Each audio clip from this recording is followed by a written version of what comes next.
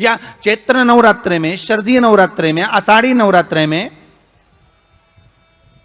आदिकादिक पौष नवरात्रे में हम शंकर की, हम जगतजननी जगदम्बा की जब स्थापना करते हैं, या हम नूतन घर का प्रवेश करते हैं, या गणेश जी की स्थापना करते हैं, या कोई दुकान को प्रवेश करते हैं, या कोई शुभ कार्य करने के लिए अग्रण्य होते हैं, तो हम कलश की स्थापना क्यों करते हैं? आज शिव महापुराण में शुरुआत में अपन शिव और पार्वती की यही संवाद को लेकर चलते।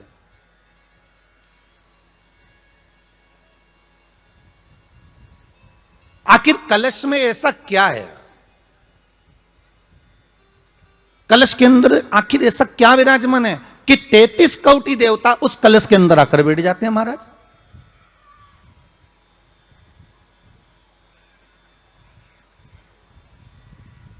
आप कोई यज्ञ करने जा रहे हो, आप कोई पोथी पुराण करने जा रहे हो, आप कोई अच्छा कार्य करने जा रहे हो, तो ब्राह्मण देवता कह देते कलश की स्थापना होगी, कलश की शोभा यात्रा निकलेगी, कलश यात्रा निकलेगी, कलश विराजमान होगा।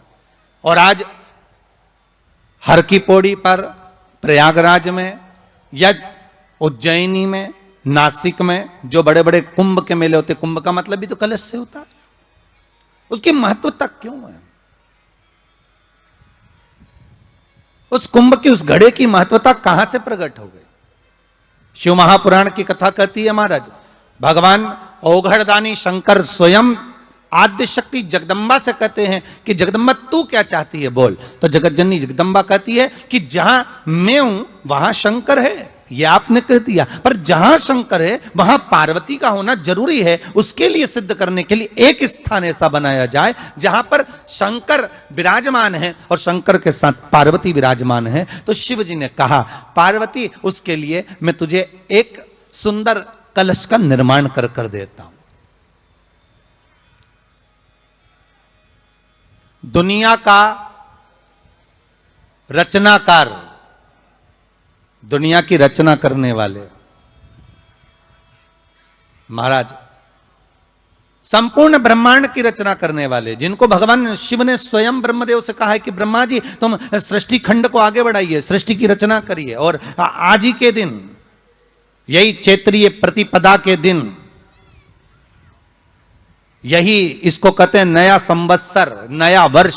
हिंदू धर्म में क्यों कहा जाता है? आज ही के दिन ब्रह्मा जी ने महाराज सृष्टि की रचना करना प्रारंभ करा था। आज ही के दिन भगवान शिव और ब्रह्मा का संवाद हुआ था। सीधे भगवान शंकर ब्रह्मदेव के पास जाकर बोले थे, हे ब्रह्मदेव आप सृष्टि की रचना करिए। तो ब्रह्मा जी ने पूछा था, सारे नक्षत्र आपने बनाए, सारे दिन आपने बनाए, सारी घड़ियां आपने बनाई, सारा पल आपने बनाया, मनुष्य की श्वास गिनती, काउंटिंग, अर्थात मनुष्य के शरीर की रोमावली, ये सब आपने निश्चित करी है।